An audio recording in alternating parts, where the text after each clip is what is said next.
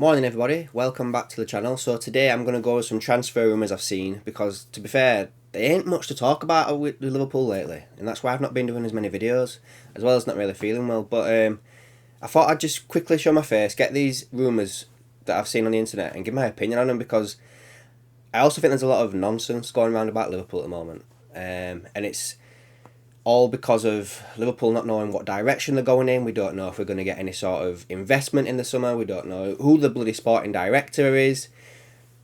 We don't know a lot of things with Liverpool right now, and there's a lot of stuff up in the air, obviously based on the Jude Bellingham situation, where we're going to finish in the league. You know, we've got a big game at the weekend against Man City, and I personally think, guys, the next three games are pivotal to the rest of our season. You know, City, Chelsea, Arsenal. We can't get less than 6 points, in my opinion, from them three games. I know that's going to be difficult, but if we lose two of them games, the top four is over. It really is, guys. So, right, let's get to these rumours, shall we? So first and foremost, let's start with the James Milner one, because I'm a bit torn on this one, to be fair. I don't know what you guys' thoughts and opinions are on it, but David Ornstein at The Athletic has reported that despite Jurgen Klopp's eagerness to get Milner signed up for another year and Milner's eagerness to want this to happen as well, Liverpool have still not sat down and spoke to him yet. Now, is this because of the fact that we don't know who the sporting director is going to be? Is it because we don't know who the owners are going to be? Is it a potentially one where we could get him off the wage bill and get somebody else in? Like, I can't remember exactly how much Milner earns. I know he's been taking reductions in pay ever since he started taking these 1 year's deals. So would he take another reduction in pay to stay another year? I would think he would, because his game time is going to be lessened. And to be honest with you as well, guys, I do think we need this type of character around the dressing room. I know there's a lot of people out there that says just get rid, he's been there too long, he's too old, blah, blah, blah, blah. But his example during pre-season, we need that around, especially now after the season we've suffered right now, and especially during a rebuild. You know, you set the standard of what's expected of a Liverpool player. This is what's expected of you. Yes, the manager can get that across, but when you've got someone there who can just show the example of that, then that just works wonders for me. And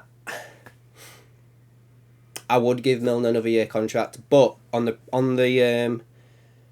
promise that this is the final year, and he goes into coaching or whatever he wants to do, or he can retire or whenever at the end of next season. But that is the final year he gets. That's for me anyway. That's what I'd say on James Milner's situation. Apparently there's a few other Premier League clubs that are interested in signing him as well if he don't get this sorted out soon. And to me, this sounds like his agents have got this out, because Milner wants it to happen. Klopp wants it to happen. It's the club that's stopping it from happening. So the fact this article's come out makes me think that Milner's side of the situation has gone, you know what, we're going to tell the public what's going on here and make it so Liverpool have to actually start moving. So that's the Milner situation. Where should we go from here? Let's stick with midfield, shall we? Let's stick with midfield and the Mason Mount situation. Now, it came out yesterday that Mason Mount is potentially being lined up as a summer signing for Bayern Munich now that Thomas Tuchel's gone there. When I first saw this, I thought in my head that Tuchel didn't really use Mason Mount as much as Frank Lampard did, if that makes sense. So I didn't really see that Mount would want to go there. But I've got up the stats anyway, just so I could look, and I am kind of right and kind of wrong. So under Frank Lampard, he played 80 games with 66 starts, 14 subs, 11 goals and 10 assists. Under Tuchel, 71 games played, 56 starts, so it's gone down a little bit. He's got one more substitute appearance, but his goals and assists are both 16, and he got 2 penalties as well during that time. So his minute per game ratio as well is a lot lower during Thomas Tuchel, but he did play less games, let's just say, and he scored more goals. So I don't know, maybe it does make sense for him to go to Bayern. You know, it's a fresh start. We've all said that it'd be a fresh start for him to go to Liverpool. I'd love to see him come to Liverpool. It reminds me a bit of Adam Lallana, but with a bit more of a goal output compared to what Adam Lallana did to us.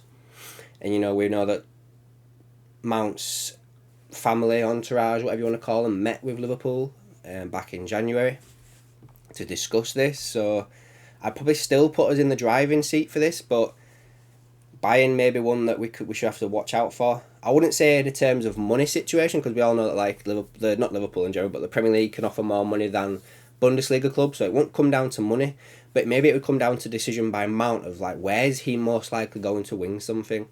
Is it at Bayern Munich, where they probably dominate the Bundesliga forever and ever and ever and have a better chance of winning the Champions League?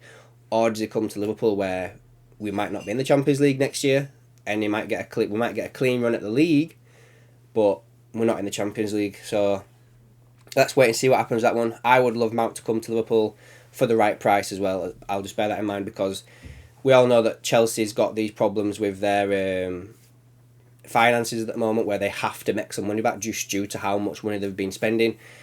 Could they play hardball and try and get as much money as possible for Mason Mount, especially selling him to a rival? Possibly, but for me, the max I'd probably spend on Mount is about 50 million, really. Just judging what we spent on Oxlade-Chamberlain as well. Same situation, same type of age profile. So yeah, that's that one for Mason Mount and Bayern Munich. The next one I wanted to cover it wasn't really anything massive. It was basically to do with James Ward-Prowse, and I've seen it going around a bit, and I just don't believe it. It says that Liverpool are interested in signing James Ward-Prowse, and I just can't see this one being the case, guys. A couple of years ago, yeah, potentially, but he's 28 now. And when was the last time Liverpool signed a 28-year-old, especially during a midfield revamp where we need to make it younger? We're not going to go sign a player of this age. Potentially the eldest player we'll sign is someone like 25, 26. I think he's just potentially over the age bracket where we'd be looking now.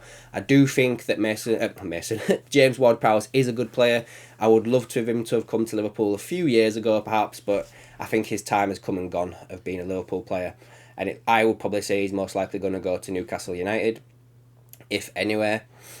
Staying with Newcastle United, we have Joe Gomez's agent saying that Newcastle United are interested in signing the 25-year-old defender from Liverpool. Now, this will tie into the next one that I'm going to cover, and the last rumour that I'm going to cover. But we all know that the main thing for Liverpool this summer is to sign midfielders. But I think as well, we need to get ahead of a centre-back revamp, because we're going to be in the same situation there as we have been in midfield unless we do. You know, we've got Matip's contract ending after next season. Virgil van Dijk's getting older. Konate is getting injured a lot lately. Like, he's a really good player, but his injury record is catching up with him now. And we've got Joe Gomez, who I think he's been at Liverpool long enough now to have had his chance, if that makes sense. And if we sell Joel Matip, I can't see us selling Joe Gomez at the same time, especially when he offers right back cover as well. And you know, we haven't seen much of Calvin Ramsey. Trent's taken a bit of a dip this season, but is that down to lack of protection from midfield?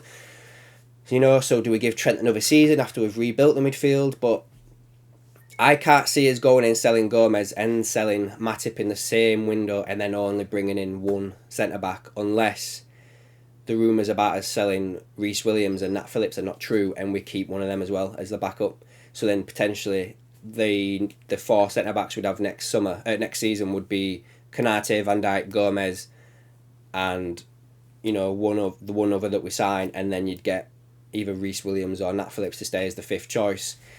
But obviously, if we sell Gomez as well, we're going to have Konate, Van Dijk, the new signing, and then either one of Reece Williams and Nat Phillips. Just because I can't see Liverpool going and signing two centre-backs unless they're both free transfers, which ties into the last bit I wanted to cover, which was Evan and Ditka, which is a player I covered in my last video going over free transfers that Liverpool could sign in the summer.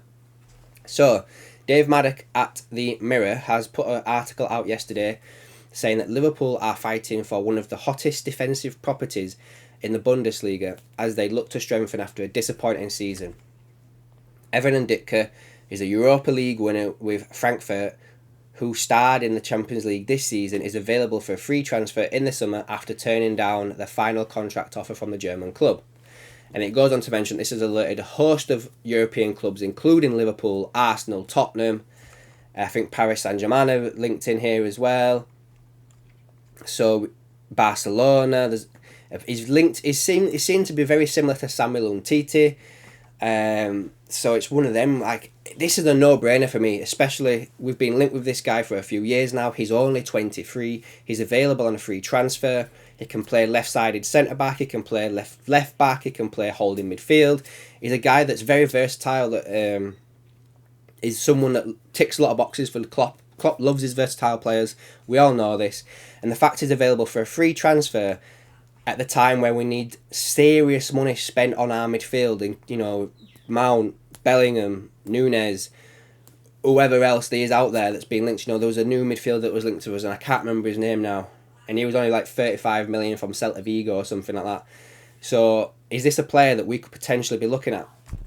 I think so. 100% Liverpool are in for this player. The only difficult thing I would say is the sign-on fee. If we're trying to save money, and if this player starts asking for like ridiculous signing-on fee, like saying, "Oh, I'm coming for a free. You're not having to pay a transfer fee for me, so I'll take 10 million as a signing bonus."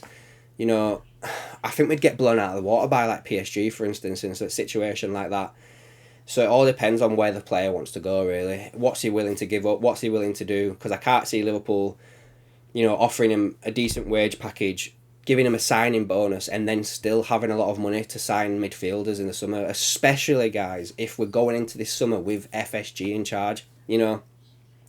My whole opinion could change depending on who the ownership's going to be when we get into the summer. If we've had investment, I could have a different opinion, but as it stands right now, I just don't see us going out there and spending 400 million, which some people are saying that we need. It's going to be players like Ndicka that are going to save us money, and there was others that I mentioned in my last video. Check that video out, to see the names, and I'm not going to go over them all again. But yeah, guys, that's all the rumours I wanted to cover off today. Hopefully I've made a bit of sense here. Let me know down in the comments below what you think of all these rumours, any of them that you think that Liverpool should take. What are your thoughts on Ndicka? What are your thoughts on Mason Mount? Give this video a like, and if you are new here, subscribe to the channel to keep up to date with everything else I've got going on, and I'll catch you in the next one.